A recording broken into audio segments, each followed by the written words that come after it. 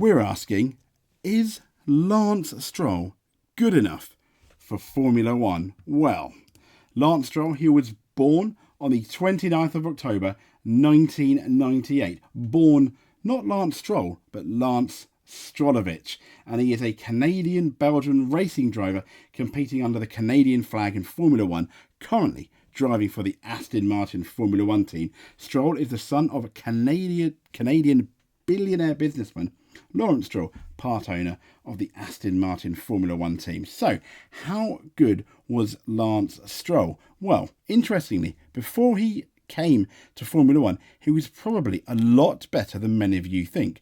Well, I mean, when we look here, Lance Stroll, he was the Italian F4 champion in 2014, the Toyota Racing Series champion in 2015, and the FIA European Formula 3 champion in 2016. Quite the plaudits going into Formula One. His first year in Formula One was for the Williams team, and he was partnered alongside Felipe Massa. Interestingly, he registered the fourth fastest time during a wet qualifying session for the Italian Grand Prix. Now, due to penalties, he started on the front row of the grid, second. And also, interestingly, this made him the youngest Formula One driver to start on the front row at a tender age of 18 years, 310 days. And Stroll ended the season 12th in the Drivers' Championship, scoring 40 of the team's 83 points. So, beaten by his teammate, but a fairly solid first year. And furthermore, Stroll gained more positions on the opening laps than any other driver that year. However, for the 2018 season, he did remain with Williams, this time partnered by Sergei Sorokin after Massa retired from Formula One. But sadly, the FW41 was the slowest car on the field, and the team finished last in that year's championship. But Stroll scored the team's first points of the year at the Azerbaijan Grand Prix by finishing 8th.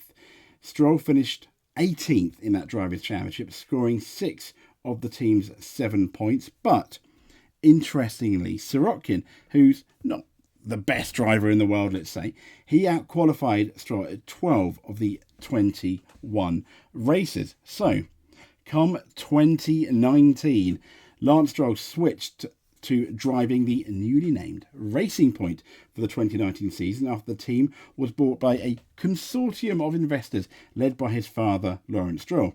He replaced Esteban Ocon at the team, which may have upset a few people, because Ocon at the time was highly rated, and he raced alongside Sergio Perez. Now, Stroll ended his first season at Racing Point 15th in that Drivers' Championship with 21 points.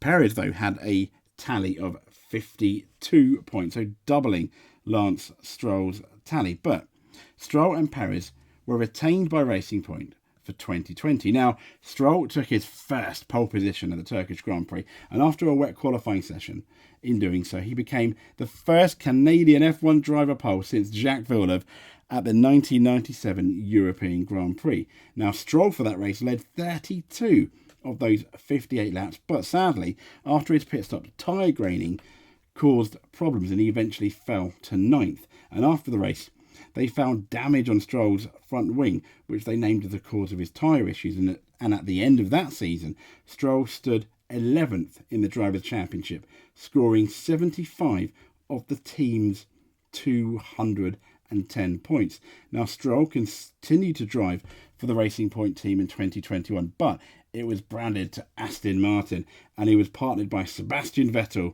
in place of Perez, and he finished.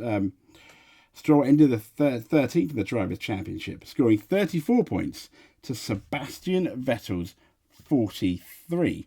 So, when we have a look at Lance Stroll in total, how has he done in Formula One, taking into account the new rules, the 2022 season and currently the 23 season? Well, he's not done too bad.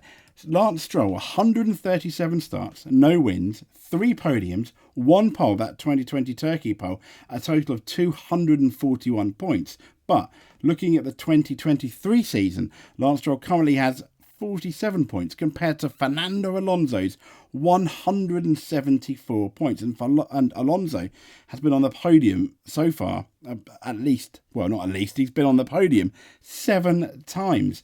So he's doing a lot better currently. So Lance Stroll, he did have a really solid beginning of Formula One. He had a really solid pre-F1, albeit his father would have put him in a position to give him the best, let's just say the best equipment, but still, you can't really knock him too much. He's not a slow driver by any means. Is he though fast enough to remain in Formula One? The fact that Alonso and Stroll golf is so big, you have to start to question it. When you look at it, Aston Martin are now potentially going to be caught by McLaren for that Constructors' Championship. And if Aston Martin do lose to McLaren in that Constructors' Championship, you have to start pointing the finger, sadly, towards Lance Stroll. So it's going to be really, really interesting where he goes from here. I do think the next few races potentially could be a make or break come the end of the season. But there we go. That has been Lance Stroll's current Formula One record. Should he stay or should he go? Let us know in the comments. Like and subscribe. And if you made it to the end, you are an F1 champion.